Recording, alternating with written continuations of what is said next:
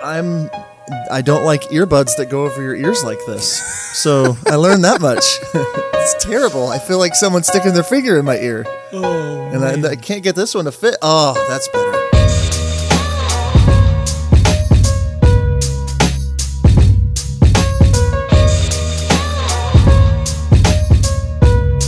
Hello and welcome to the How to Film Weddings podcast. John Bunn here, and today I'm joined by Nick Miller.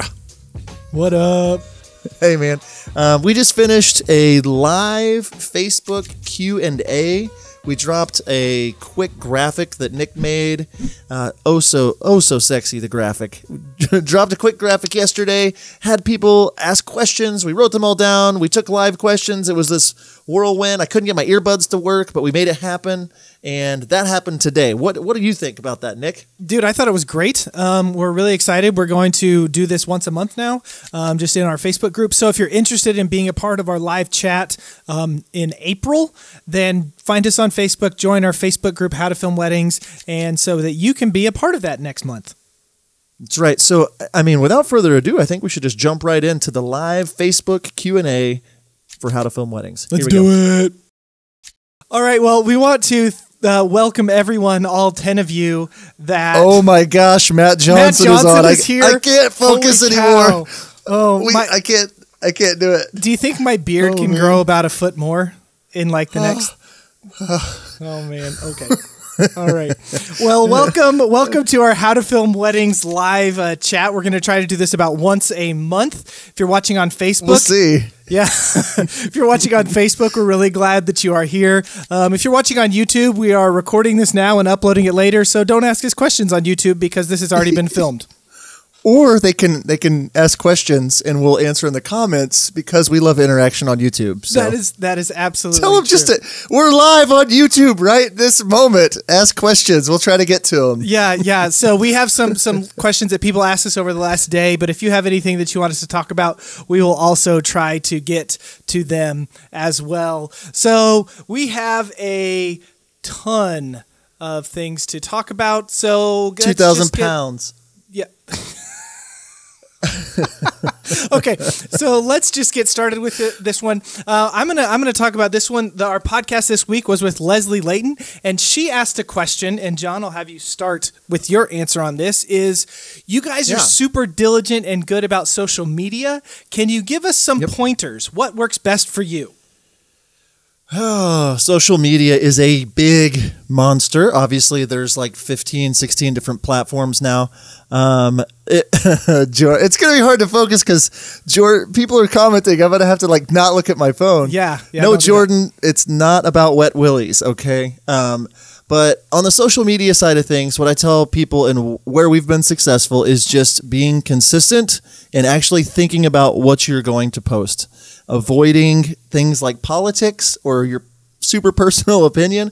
But like on Instagram, it's just being consistent. For a year straight, I posted 2 times a day and went from I added several thousand followers. So, I mean, that's the kind of thing. And just being real and honest and showing your face is a really big deal. Yes. And showing your story and whatever that is. Like, I don't show my kids a ton on my business stuff, but that kind of thing. And then the last bit about social media to me is Jenna Kutcher. I'm a girl boss with her and all of her ladies and listen to her Gold Digger podcast all the time. What do you think, Nick? Yeah, I totally agree. If you're running a brand, brand is it includes not only just your design and all of that stuff, but it's also you as a person. So the more that you include about you and who you are, not just your business stuff, I think that that will really help you grow your social media presence. Also, we have started doing same-day edits at weddings, and so I am literally posting something the night of a wedding.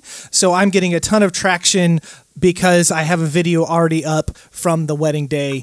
So that's a really big thing for us. So we just answered everything about social media right there. Yeah, there's no other questions. No, and then the other thing about social media is Gary Vaynerchuk. He kills it. So Gary VEE, follow him, do what he does, or try to do what he does. Yeah. So. Okay, what's your question? What's the next question you're going to ask, John? I haven't looked at any of these questions. Nick wanted to look at these questions, and I said, no, we can't look at these questions, so we got to do them on the fly. I cheated. I looked at them. Let's see. Yeah, let's do this. Lena Shabanova, her question says, it would be nice to hear how your phone call with clients go. Do you mainly ask questions? What is the most important things you have to cover during a phone/Skype call? Basically, how do you feel? What is the couple's expectations about their wedding film? That's the question. Nick, what is your answer? Okay.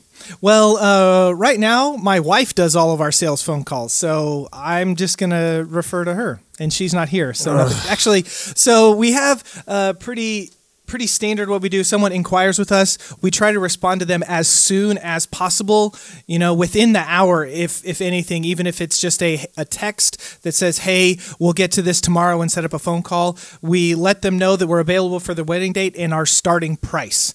And then say, would you like to set up a phone call? I have some time. And don't leave it open-ended. Don't say, would you like to set up a phone call? Say something like, do you have time tomorrow at 5 p.m. to talk to me? Make it very so that they have action to do. And then my wife gets on there and she's like, hey, we're not going to really talk about pricing, but these are the things that we're going to go over. She asks them some simple things about their wedding, and then how we like to flow on a wedding day, and really quick, really simple, and just kind of feel them out to figure out how much time that we think they're going to need, and base that on a number of locations, and where they're getting ready, and if the like the sparkler exit is super important to them, like those kind of things, to figure out time, and then we kind of give them a custom quote based on that price point. John, I look like I was boring you talking about that. I almost fell asleep twice, but I kept my eyes open, so no, not really. I was just thinking about, while you were talking, I was thinking about things I might want to change. I'm sorry, man. Jeez. No. So on my side of things with the phone call, Nick, what I'm looking at doing, and to 15 of you out there listening and watching, like the thing I'm trying to do with our phone consultations is just get to know the couple and stand out and like get to know them, as opposed to like going through all of the details. And so a lot of people make the mistake of trying to tell them everything about everything that they could do. These are the kinds of cameras. These are my frame rates. This is the drone. This is the stuff. This is all these details. And really, at the first meeting for me, like what I'm doing, is basically trying just to see if I like them and they like me, as well as qualifying them and then slowly working into the pricing conversation. Episode 2, I think, of our podcast with Phil Harbuck, we talked about like client meetings, things like that, and a little sneak peek for the people listening. We're dropping a video from a phone consultation I had last week. We're doing that on Thursday, so if you subscribe on YouTube, which you should, that'll be on there too. So just making those connections, and then like I always say, I'm always thinking like, where's your venue? Do you hire a DJ or a band? And how many people do you have? Like, those are the kinds of things that help me qualify them. If I know their venue, if I know they're having a band flown in from Atlanta, and I know they're having 400 guests, I know that their budget's nice. So that's the basics for me when I'm thinking about consultations. Okay. Really good. Your turn for a question, Nick. Okay. How do you know when it's time to go full time? Grammy Schoenberger. I think it's Graham Schoenberger. Graham Schoenberger. I'm sorry about that. I'm reading these on the fly. So when do you know it's ready to go full time? Okay, so I'm going to steal something from Dave Ramsey here. I listen to him a lot as well. He says you want to get the boat as close to the dock as possible before you jump. That way you don't get wet. And what that means really is, if you have one wedding booked for 2019, it's probably not the best idea to quit your full-time job right now if you don't have a savings, if you don't have. So getting a lot of weddings on the books, or at least enough to cover you for a certain amount of time. I had like 6 months of time when I went full-time. Like, I knew that I had work for 6 months, and I thought, this is now or never. I jumped and I didn't get wet. So that's my response. What about you, Nick? For Graham Schoenberger. Man, I was full time, and we had at least 6 or 8 months of savings saved up, where I knew that we were going to be okay, and we also for the next year had either 10 or 12 weddings already on the books. So like we knew we had some money coming in and then also a bunch saved up. So if you definitely want to go full time, my suggestion would be to live on the income that you're currently making and then save all of your wedding video money to kind of build up that nest egg so that you can go full time with that. Yeah, that's good. Yeah. That's good. Let's see something. Has anybody asked anything in here? I see that Lena says thank you for the pronunciation of her last name. I don't know if I said it or you said it, and I'm not saying it again. Matt Shamloo said, what if they play it cheap? What? Marvin asked a question. He said, how much we charging for same-day edits? Okay. John, how much are you charging for a same-day edit? I currently don't do same-day edits at every wedding like you do. Yeah. But if I were to charge for them, it would be somewhere between $1,000 and $1,500, depending on the package that they went with. I know you do it at every wedding, and you do it yourself. So tell me what that looks like for you in 2019. Right. So we decided that we were going to do these, and I've covered this in, I think it was episode 8 of our podcast. We decided to do them on every single wedding, and I didn't tell my couples. I wanted to try it out to see that I could do it. We're just doing a 1 to 1.5 minute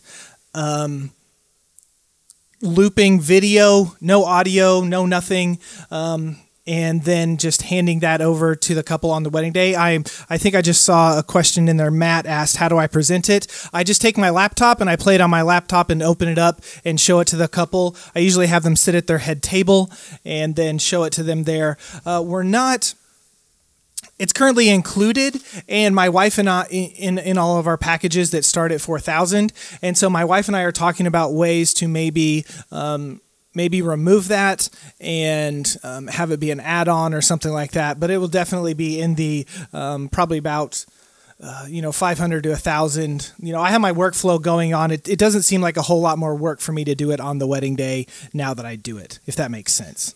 It does. And Tyler Harrington made a good point. Tyler, stop making better points than us, okay, bro? All right? We already had you on the podcast, all right? No, I'm kidding. He said before you go full-time, make sure you're doing everything legit so you know how much the taxes and everything are going to be and they don't sneak up on you. That's a really good point. So good point, Tyler. All right, I want to make a move on to the next question. Sure. From Cliff Lawson. He says, in a typical wedding you film, do you create the timeline or do you use the photographers? And if so, do you make sure you get the coverage you need on there without stepping on their toes? Nick? Okay. We typically go off of the photographer's timeline. That's kind of just how we've operated. We have started reaching out now about 6 months before a wedding and just asking the clients if they need timeline help. We're there to help them and all of that stuff. So we're starting to get responses back for that and giving our input and things for them to think about, because obviously when a photographer puts together a timeline, they don't consider the stuff that we like to build films, reading letters, interviews, that kind of stuff. So we're trying to be more intentional with our process of the timeline rather than just go off of the photographer. What do you do? Yeah. So I've started getting a little more involved at the beginning, especially when I'm just doing video and Nina's not doing photo.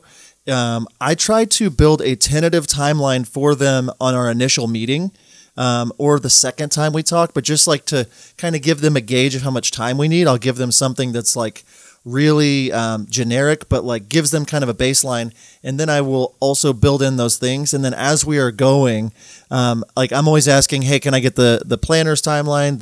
And I'm trying to get on a three-person thread with the photographer and the planner, if they have a planner, to where we're all three talking about it behind the scenes without the bride knowing about it. So I just tell them, hey, I'm going to take care of it behind the scenes. All I need is information of who your photographer is, who your planner is, and we'll go from there. So yeah. And Cliff, I know that you noted on that thread that you said that you're a little bit of an introvert. And so this is, just asking about the timeline might be something that you struggle with. I get that. Well, I don't get that because I'm not an introvert. I'm an extrovert. But my wife is very introverted. There's people. Yeah, my wife is very introverted. But she has just got to the point where I think in this industry, you just kind of have to say, I have to get over this and I just have to talk about it and I have to ask it. You know, like put yourself out there, which I know can be hard, but I think after you do it time and time out, you know, you'll figure it out and how it's okay and how it works. Yeah? Yep. Okay, cool.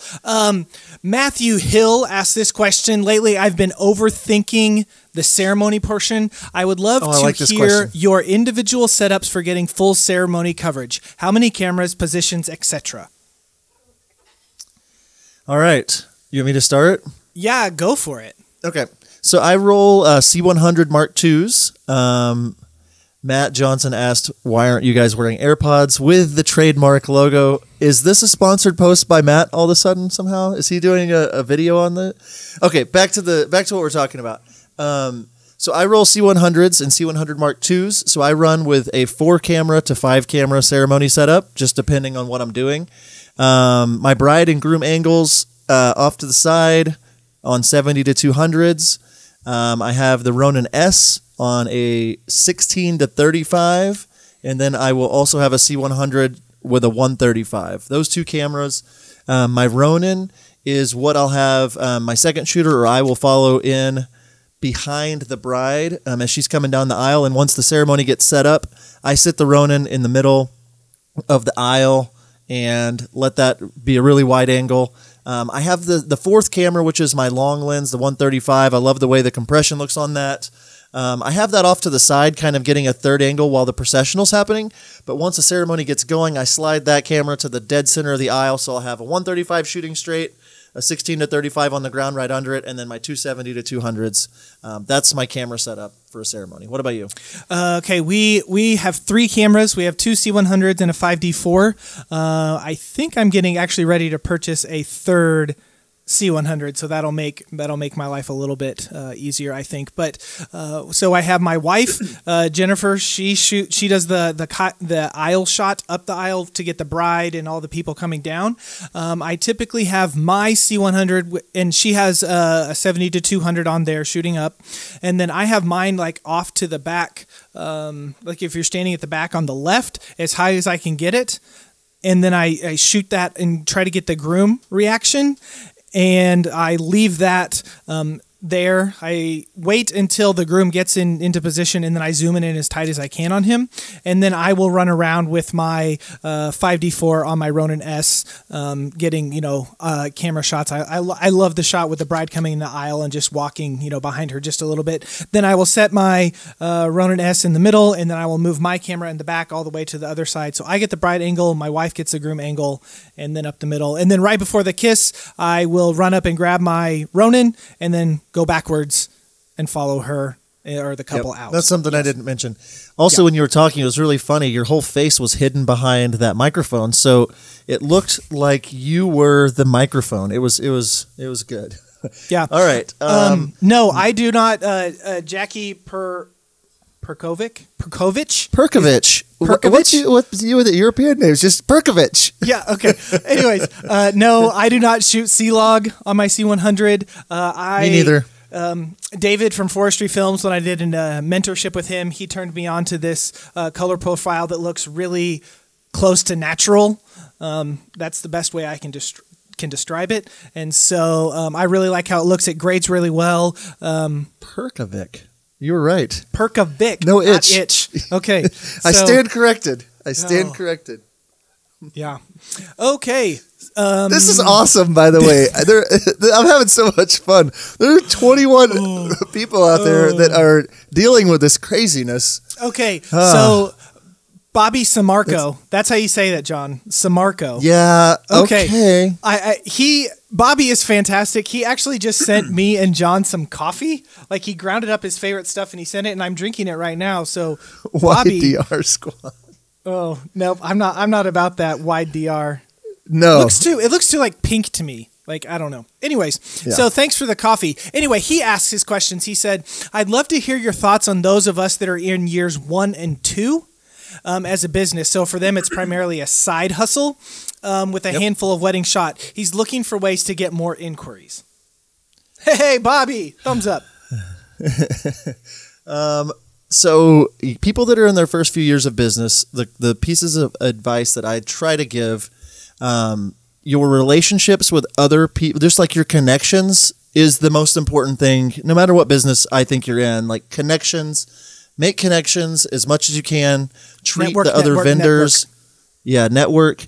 And then it honestly just takes time and taking advantages of the opportunities that you're given. If you get hired to do some random, like really awesome fancy wedding and take advantage of that. If you're, so taking advantage of things, building relationships along the way, styled shoots, doing favors for people, making little snippets of the flower, people putting the flowers up or the makeup artist doing, just like serving others and showing them that you're a cool person. Most people just want to be around people that they like.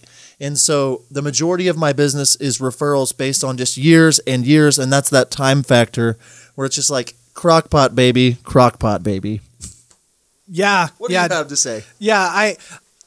Networking is such a big deal and such a huge deal. I think that so many of us kind of think that our work speaks for itself, and it does. Like, you're not going to be able to book, high quality brides and work with high quality people if your stuff is not high quality. So you need to be working on your craft and make sure that it looks good, but also working with other vendors and schmoozing them and being nice to them and helping them out. Like one thing that treating them like people. Yes, treating them like people. A thing that is really great, if you're there and you're getting makeup shots, and the makeup artist is there, put a string together of 3, 4, 5 clips that's, 10 or 15 seconds long, and then just send that to the makeup artist, something like that. That will go a long, long way. Yeah. I was going to say on that, the other day at the workshop I was hosting, thank you to the 19 people that came and learned from me. The makeup artist is really good at social media and networking. And she was like, hey, whenever you're in the room with the makeup artist, ask them if there's something that you want. Ask them if there's something that you want them to film. So like if the hair person's doing the hair, say, hey, is there a shot I can get for you? Or a shot of the cake that you really want. Is there an angle? Like, I want to be there to serve you. So be there to serve people, keep building. And like I coined in 2019, crockpot baby, crockpot. All right, let's move on. Is it your turn to ask me a question? Yeah, there's this guy in the group. He's kind of a lurker. He's never really commented, but he finally commented on something. His name is Philip Harbuck. Have you heard of him? I hear he's Philip Danger. Yeah. He said, let's see. I'm going to tag on to this one as well. He was talking about a different question. We've heard, talking about the ceremony stuff, we've heard some of the bigger players simplifying down their ceremony coverage. I'd love to hear y'all's opinions on how they'd both work in packages. The multicam coverage that I would say most of us are familiar with, and then a single cam setup that Rob Adams mentioned. Do you want to chat about that? Okay, so I have been thinking a lot about this, and we have Henry Martins is on a podcast that we're actually going to be dropping in 2 or 3 weeks from recording this, and he actually mentioned when we talked to him just about a single camera ceremony edit, where it's just his safety shot at the back, and I started thinking how much editing time and stuff could I save myself if I just have one camera at the back, a safe angle, and then put in, the good audio, but then edit that together. Because the people really, I think, just want to hear it. So I think we are going to experiment with that this year and see how that goes. And then I'm not sure how... I haven't figured out a way to even present this to a couple like, okay, do you want the wide ceremony shot? Or do you want to spend more money and get like a multicam edit?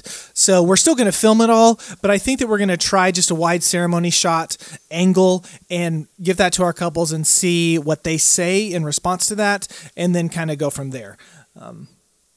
That's what I was thinking too. I don't want to just beat a dead horse. So I think that's what I would have answered as well. I think we should take one from Instagram. Sure. Which, if you're not following us out at How to Film Weddings, of course, we're everywhere you want to be. Okay, so Scott Filmco at Scott Filmco ask, is it a good idea to ask local filmmakers what they charge to help up the overall pricing of your area? So I read this and I initially was like, I don't know. But I think my answer to this question about like asking other filmmakers what they charge to help, like raise the prices in your industry. I think if you tread lightly and you get to know the people and make relationships with them, I think it's really weird when somebody just messages me or you can tell it's not a real bride just trying to get my prices. But if you just make friends with the people in your community and kind of just talk to them about their business, I think it's great to know what other people are charging. I think it's actually very helpful. And like when we were talking with Ray Roman on the podcast, he was just talking about like, these if you're not raising your prices and growing your prices, other people can't. So knowing what other people are charging, if somebody's brand new in my market and they're charging, 80% of what I'm charging and I'm 12 years in, well, I might want to think about raising my prices so I can help them raise their prices. So that's how that hit me.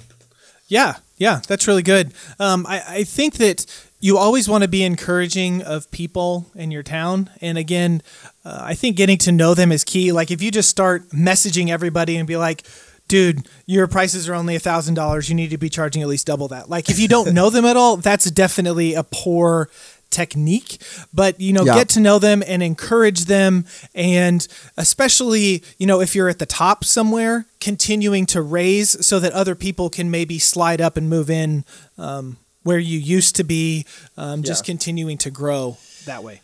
Yeah, like you said. I want to steal one from Facebook Live here. Okay, do it. It's just Jackie said, "Do you follow or Facebook friend your clients?"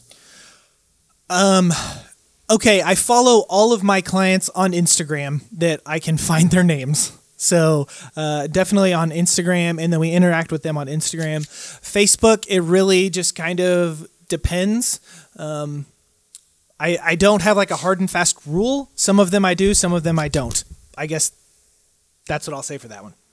Yeah, you? I mean, I do my very best to only work with people that I would be fine being friends with them on Facebook. So usually after we've booked, like we follow them on Instagram for sure. That's a little less like John Bunn specific, it's like Redeemed Productions. So we'll definitely follow them there. And but like my Facebook has pictures of my kids and things like that. So usually it's somewhere in the middle of that process if I realize that like they could be a friend after the wedding. And I think it like just at least on social media, like what I was getting at with that question, why I wanted to ask it is like, I do think it's important to be connected if you're a boutique brand that wants to have that personal connection. But if you're doing something where you're shooting 200 weddings as a company, I don't think it's like paramount for you to be that connected. So yeah. That's good. That's good. I'm going to take another one from the live chat. Matt Shamlu asks, how do you talk about lighting receptions for the wedding as far as toast and dancing? Do you talk to your couples ahead of time or do you just do it?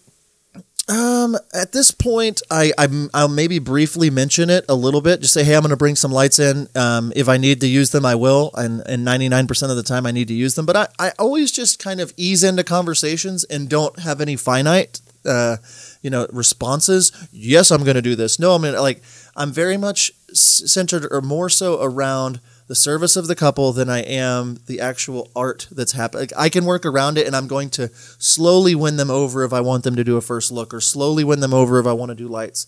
And so like, I'm always just tiptoeing into the conversation. Most of the times I'll mention it. Like, yeah, we bring lights. It's just part of the overall natural conversation. It's not like on a checklist that I'm like, okay, are you all right with me bringing lights? Like, I don't want to ask them though. Like, I'm not going to ask him, are you okay with that? I'm not. Right. That's one thing that I was going to say. If you say, are you okay with this? Then that gives them the option to say no. Yeah. Right. And then you're like, well, what do you do? So you definitely want to make it like this, phrase it in a way that says, hey, I'm bringing lights to make you guys look really good. Just letting you know, I'm going to set those up. I'm going to put you where I want you for the toasts. I'm going to have you telling them. Yeah, kind of just talk them through that. And same thing in that vein, Nick. Like when putting microphones on people, I never ask. I'm like, I walk up to Dad and say, "Hey, I'm putting a mic on you real quick for your first look. Your daughter wants to hear what you got." Like, I'm telling, not asking. That's a bonus tip. Yeah. All right. So Pick Jeremy Bay asked this questions. Do you have a song picked out for a film before you start editing it, or do you edit the film when you find a song towards the end of the edit? Will you reuse a song if it's been like a year or so longer since you've used it and you're struggling to pick a song? So there's kind of two two questions. Yeah, in there. Me personally, I know I want to see all the footage first before I pick a song. And like, if there's just so many emotional things from the footage, like I've been at the day, but like so many, just it translates a little differently on the screen. And like the wedding I just finished, like the dad cried when he saw his daughter. They cried when they read letters to each other. It was very emotional. And I knew I wanted like a cinematic, almost a somber sounding song. So like I'm going to Music Bed and typing in cinematic somber and just hitting play and letting it roll through while I edit. And so as I'm listening and editing, if I hear something that stands out, I'll make a note of that song, and then it'll usually give me a little bit of a list. And I usually will go through if I'm just bored and like listen through and just save a bunch of favorites so I know. But I don't edit the video until I don't get a song until then. And then if I'm using, I've reused a couple of songs, but I don't do that. I haven't done that in years. Like I like each couple having their own song. What about you? So I go through and I cull through all of my footage first, and I kind of remember it. I take into account, kind of the day, how they were, like you were saying, and then I find, I look for my song. I have my song that I want to use before I start laying anything down on it. Typically, same. I'll go through and I'll pick out, my sound bites that I definitely want to use. And then after I have my song, I will lay those in the edit, where I think they're going to be. Here's an editing tip that has really helped me is edit to the emotion of the song. So if there's some really emotional high climax in the music, have an emotional moment happen when that music hits. That will help you, really propel and tell your story a little bit more. I actually edited a video, and then like 2 weeks later, I used the exact same song for it because I couldn't find something.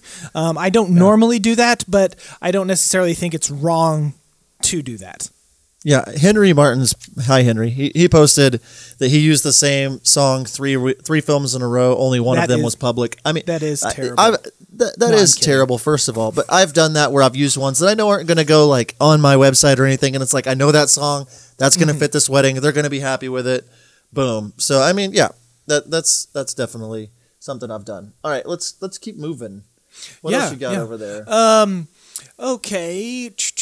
I think never mind. Okay. Travis Herberling. That's right. Herberling would love to learn would love to learn more about email workflow when working with new leads. Yeah. That's a heavy one. We talked a little bit about this with the comment master himself, Tyler Harrington, on the podcast a couple weeks ago, just about workflows. The CRM that we use is ShootQ. I know you use HoneyBook. I highly recommend a CRM for sure. And yeah, we've set up workflows and different templates. So like if a new inquiry happens, they get put into a timeline, a sequence, and they get emails based on certain things that happen. And so that saved me a ton of time. I've written a bunch of template emails. Nick's written a bunch of template emails. It might be good sooner or later to even share those or offer those to our fan base, the dozen and a half of people that are watching at this point. What do you do for your email templates, stuff like that? Yeah. So the first thing whenever we get an inquiry, we want to respond to them as soon as possible. I know that maybe a few years ago, the thing that was preached was respond within 24 hours. I personally don't think that that's fast enough now in today's world. Yeah. We don't respond to any other emails. Like even if my wife and I are awake and it's 10 o'clock at night and we get an inquiry from a bride, we're at least responding to her, maybe with an email saying, hey, we'll get back to you tomorrow, just letting them know that we got it, something like that. We only do that with brand new inquiries. If it's a date where we're already booked, like we're not going to respond to that. But setting up that expectation up front that you respond quickly and efficiently, I think really, really helps. Cliff, we are planning on sharing those templates very soon. Hold on to your butts. It's going to happen. I'm doing it. Anyway, so responding to them very quickly. And then if you're writing the same email more than one time, then you need to make that a template and reshare it over and over and over again. And we fine tune those over time. Cliff wrote holding. He's holding. Oh man. So anyway, I want to pull back. Somebody wrote something a second ago. How do you respond to inquiries on dates you are no longer available? Do you recommend other professionals? What do you do when you're booked on a day, Nick? And how do you respond to the bride? Okay, so again, that's another template email that we have, is we just put in there, we're so sorry, we're not available. One of the questions that we ask on our inquiry page on our website is what their budget is. And so if we know, they put, something that's kind of in our budget range, then we know that kind of the price range or the people that we are going to refer based on that. If it's someone that's like half of our price range, then we're going to obviously refer another person. Like, I think it's a good thing to know, like the work and the price, like both of those things matter whenever you refer someone else. So I would find someone that you trust in whatever price range that you want to send them in, and then send them those people that way. Did that make sense? I'm sorry. This is kind of weird, like talking and saying things that I think, and also seeing Tyler like bashing the thing that I just said. We'll talk about that in a second. But so for me, when I'm booked, my first thing that I offer people is I still try to get on the phone with them and talk to them and get a gauge for if they are a good fit for my company or not. I have 7 people that can lead shoot for me because I used to run teams. And so for me, I'm seeing, is this a wedding that I would maybe want to take on? 2 or 3 times a year, we will do more than one in a day.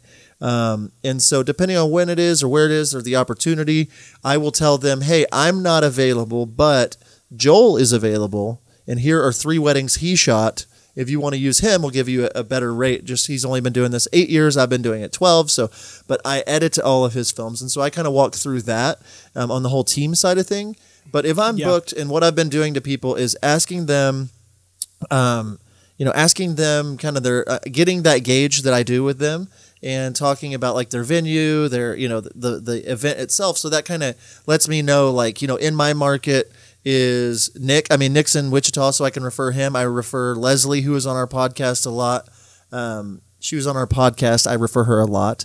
And then Rick and Sarah Pendergraph are in Tulsa, so I always point people towards them. And there are several others around that I just know, okay, this is going to be a potentially good thing for them. And why it is good is that if you are booked and you are referring people and they book a wedding, they're going to remember that next time they're booked and they want to refer people. And that's just treating people well. And if I'm booked, I want the bride that inquired with me to have the best experience with Redeemed Productions, even if I don't book her. And I've had several people be like, wow, I can't believe like you were just willing to give up our wedding and help us out, more so worried about that than you are about just making money. So go ahead. Yeah, I just want to say the service aspect is really important. Like if there's someone that I like love their work and they're priced right, but I hear that they don't treat people well, I am no longer going to refer them. Like how you treat, for me, how we treat people really, really matters. Okay, I want to come back to this real quick. Yeah, Tyler made the point, and I think it's a really good point. He said, I only respond to office stuff during office hours. Okay, I'm so Tyler, he's like, and just kidding, Tyler. I think that is I guess it just depends on how you want to run your business and how you like to operate. John, what do you say about that? I know you are more of a office hours kind of person, I think, more than I am, because you actually have an office. Yeah. Well, number one is I have a separate cell phone that is an extra $15 a month. And I know that you can do Google Voice and different things, but I like being able to, if I want to leave the phone in my car or in my office or whatever. Whenever I get home at 5, that's like family time, wife and 2 kids. And I will leave the Redeemed Production cell phone either in my room or in my car. And if I get an email, like I'll check my email once after 5. If I get an email saying, hey, there's a new inquiry, I will usually wait till the next morning to shoot them a text. If it's between, it's 5 or 6 o'clock, I might shoot them a text, but first thing in the morning, and I've missed out on weddings because of that, and I've gotten weddings in the past because of that. So, it's to each their own, but a lot of people are just like, the first one to respond gets the wedding. So, yeah. Yeah. All right. Again, it's just how you want to run. Phil wrote, "What if your office hours are midnight to 5 a.m.?" That's perfect. It works great. Right. So, Katie Alderson asked this questions. After asking about budget, how do you explain that you aren't compatible or convince them that you are? Where's that question? That's in the live chat. Katie Jo Alderson. Say it again. She says, after asking about their budget, maybe inquiry form or something like that, how do you explain to them that either you aren't compatible to work with them because maybe you're more expensive or whatever, or convince them that you are worth working with them? So I don't usually talk about budget for a while. I'm gauging basically, by asking them the questions, the venue, just hearing who their vendors are, and then asking them the question, and this is, some people answer it differently, but how important is the video to you? Is it something that you just need to check the box, or is this something that is the most important? And that gets them in a frame of mind where they're like, wait a second, this is really important to me. I'm spending $10,000 on my flowers. Maybe I could spend $7,000 on my flowers and throw $3,000 more towards this video. And so I'm doing a lot of that.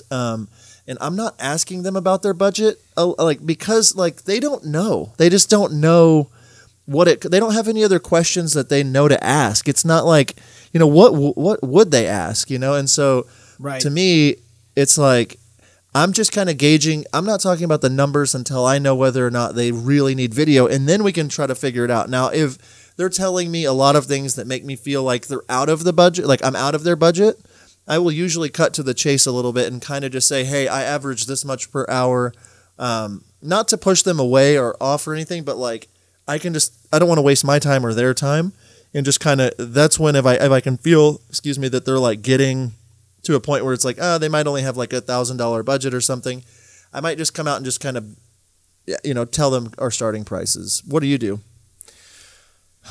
Yeah, so whenever we get an inquiry, we always send them, this is our starting price, or our packages begin at this price, and just talk to them. And most people that are inquiring with us at least will talk to us about whatever price range that we are in. So we're getting a lot, and we send them that email, and then if we're too expensive, they're just not responding, and we just say okay. Another reason why you should have template emails, because I can do that in 2 clicks, and I'm not wasting any time. It's 5 seconds for me to do that.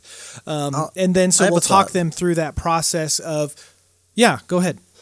Well, so I think a lot of people just send their prices before they have talked. I rarely send our prices. I took the starting prices off of our site because there have been several. I was talking to Jonathan Snyder at WPPI, and he was talking about how he converted a $2,000 budget bride to a $9,000 film.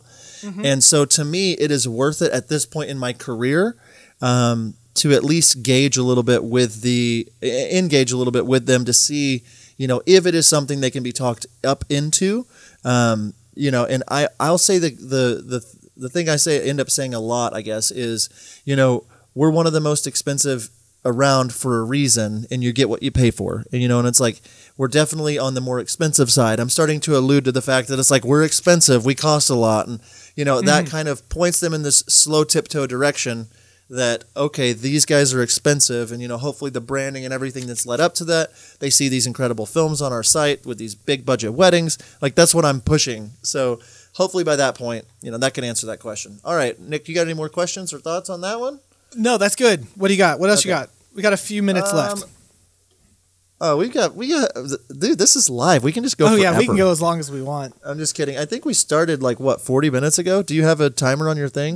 No, I don't have a timer, but I know that we didn't get started at 2. So we'll keep going. We're good. No, we're good. Yeah, we started, I think, 2:10 or 15 because of my earbud fiasco. Okay, Blake Polino. Okay. from Texas says, what are some aha moments that you've had with your business, shooting and editing, moments that left you thinking, why haven't I been doing this all along? Okay. I don't know the hotkey if it's the same in Final Cut, but in Premiere, I found out that if I push the L key twice, it doubles my speed. So when I was doing all these multicam ceremony edits, I pushed the L key twice, and I literally doubled my editing speed because I just pushed that key twice. So that was a big aha moment. Right. Oh, wow. Yep. I just made this a whole lot faster.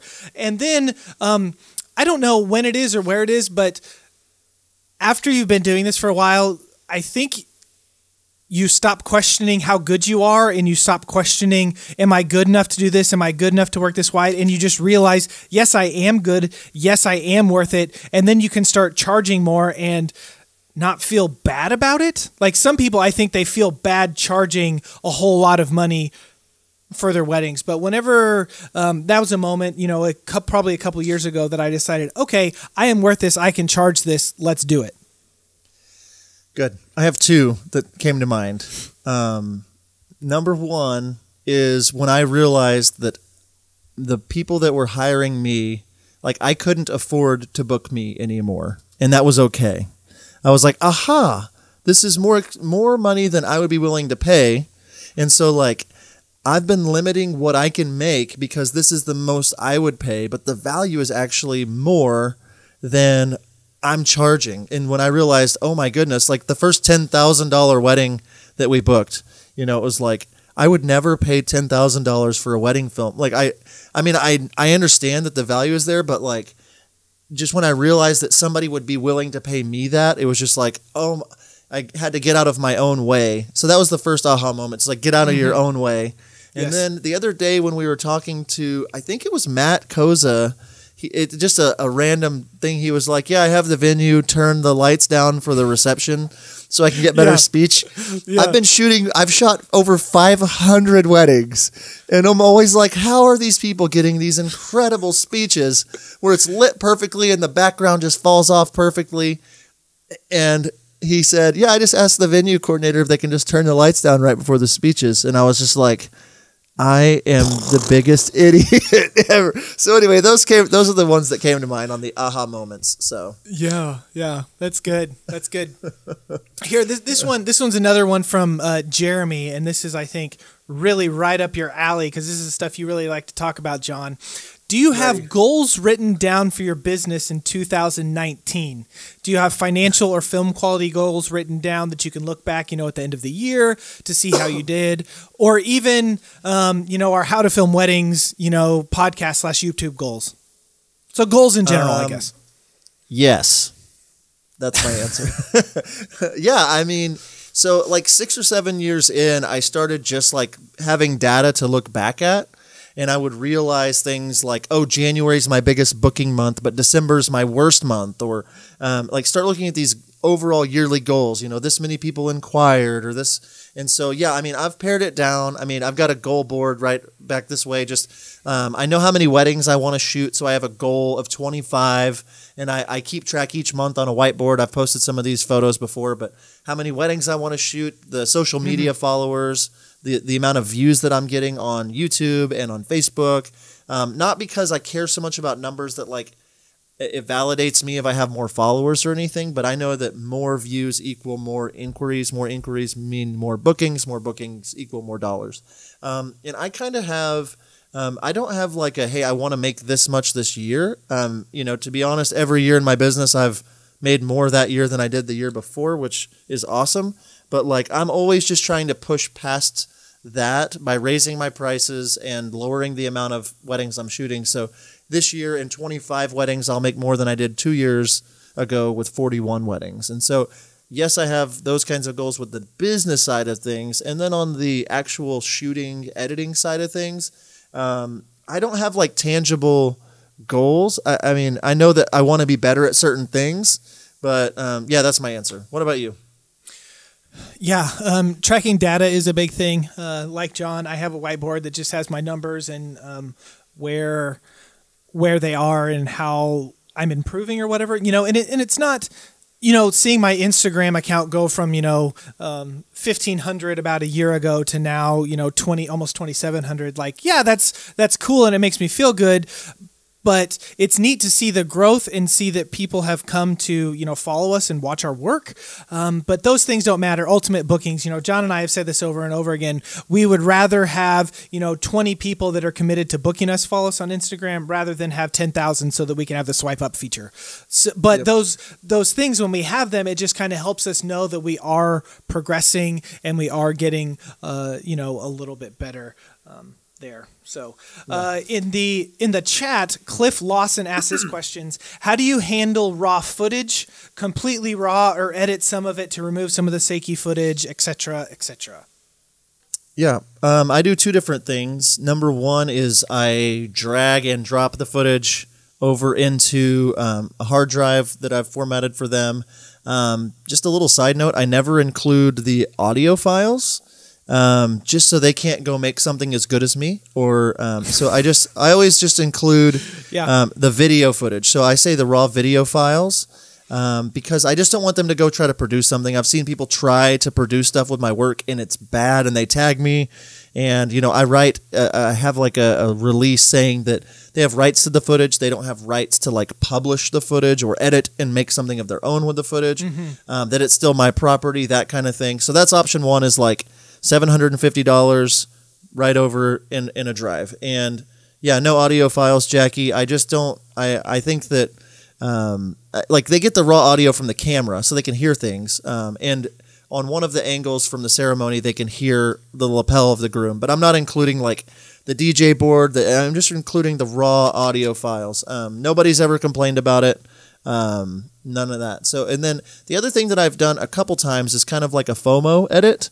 Is what I call it, and I charge $2,000 for this, and that's where I put everything in the timeline and kind of just trim off all the bad footage and just make one big long film for the day. And it's usually like an hour and a half or 2 hours, and I go very quickly and just trim everything, and it's just like every clip in sequential order. And I usually try to sell those like a year after the wedding, or if I get caught up all the way on edits, I go back to some of those really big budget weddings and say, hey, I do this edit. It's called the FOMO edit. Do you want it? And a lot of times people buy it.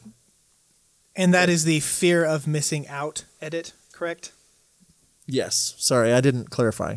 Yeah. Fear of missing out, FOMO. Right. So there's a couple different ways that I've heard of people deliver raw footage. Either just dump all of the individual files onto a hard drive and ship it, maybe put it on Google Drive or Dropbox, something like that. Or what John is saying here is he just dumps all of the footage onto a timeline and then edit. So instead of getting, 500 individual clips that are 3 seconds long, they're getting like, an hour and a half of footage where they can just watch all of the clips, basically. Yeah. Right? Yeah. Yeah, that's it. Yeah. So yeah, I'm do something similar to that. So there you go. Is it my turn to ask you a question? Sure. I don't know. So, do you want me to ask you one? Sure. Let's see. At Scott Film Co. on Instagram, he says, what are some tips on getting attention where people have bigger budgets for films? Which I think this is a fun question for me to ask you.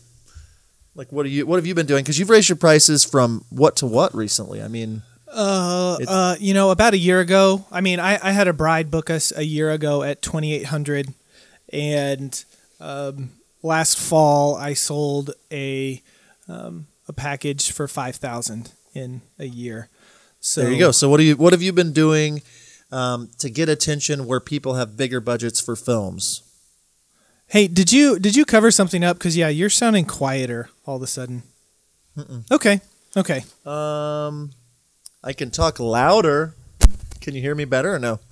No, whatever. I think we can still hear you. Anyway, can you still hear it? Can people still hear me? Yeah. You're just quieter all of a sudden. Anyway, I think the thing that you need to do is, if you want to attract higher end clients, you need to film your videos in a way that makes you look more high end. Like I don't know if that's doing, through styled shoots, if that is the weddings that you have, just filming them in a way that looks more high end, looks the way that you want to shoot. I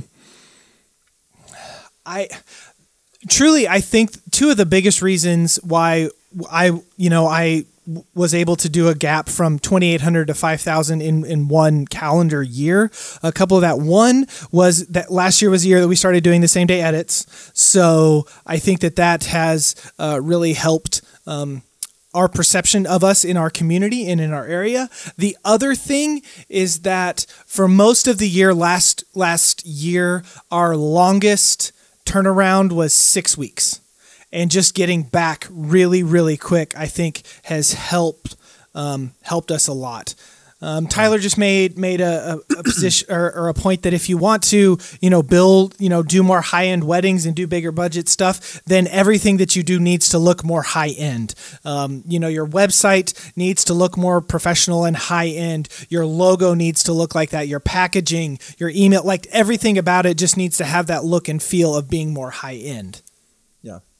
Can you hear me, or am I still? Yeah, I can. Low? I can hear you. You're just quieter. You're fine. Keep going. Okay.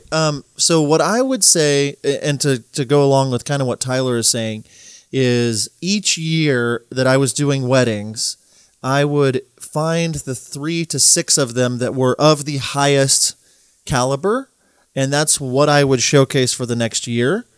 And, you show what you shoot what you show, that kind of principle.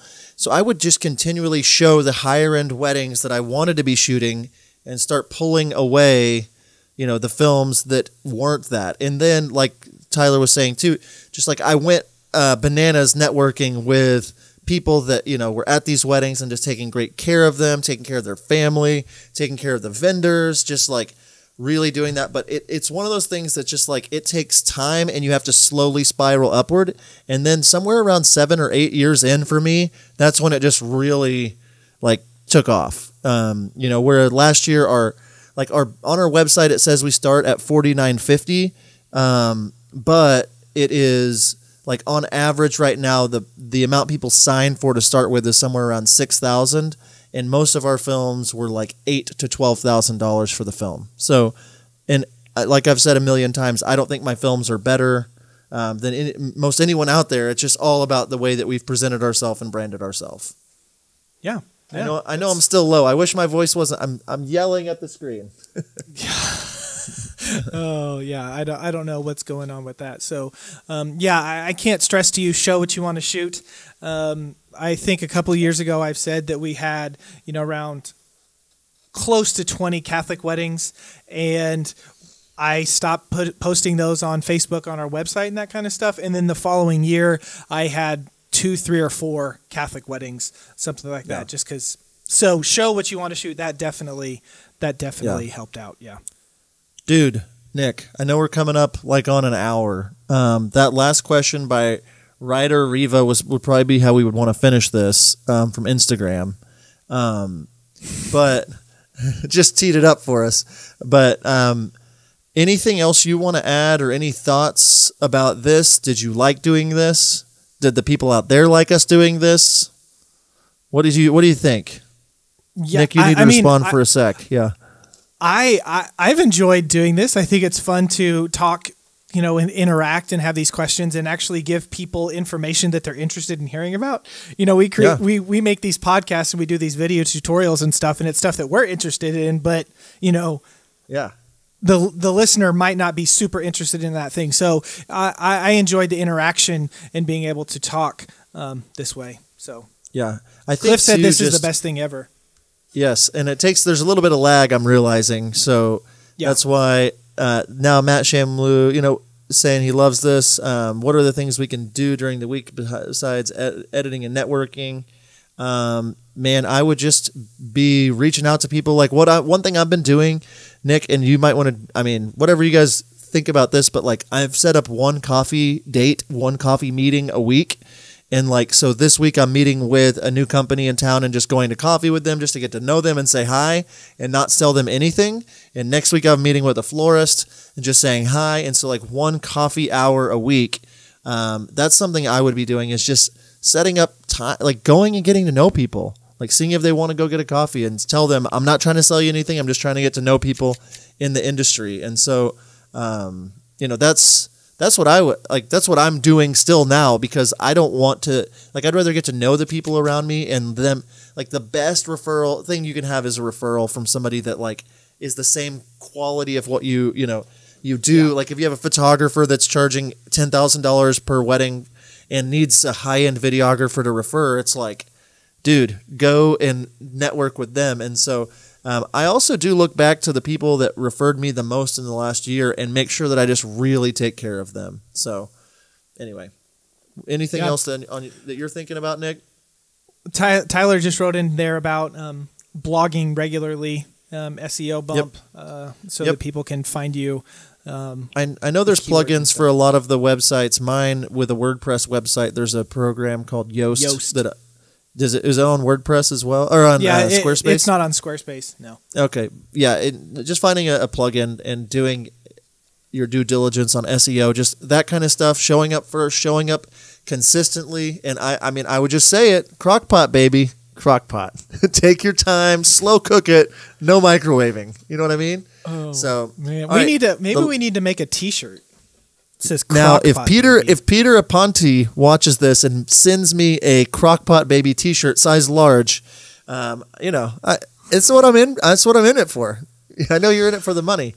Okay, let's ask this last question. Writer Riva on Instagram says, "Where can I find weddings that you have filmed?"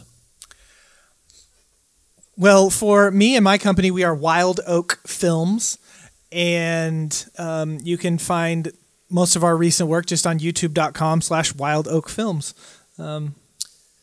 Easy. I am really pushing my own personal Instagram at John Bunn with an _ at the end, as well as Redeemed Productions. That's Redeemed Productions. And it's just at Redeemed Productions, or YouTube channel, that kind of stuff. But I really think that the main thing is connecting with the How to Film Weddings Facebook group, and like that's what we love, is like interacting with everybody.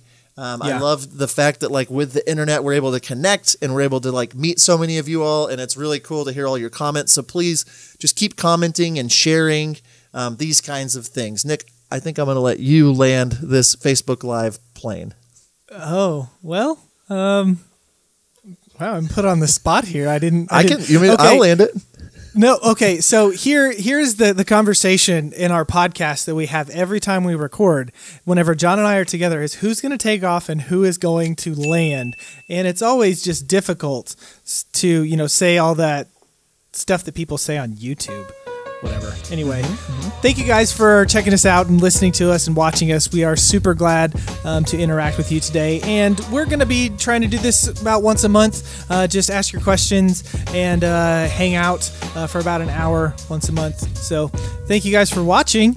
And until next time, we'll see ya. See ya.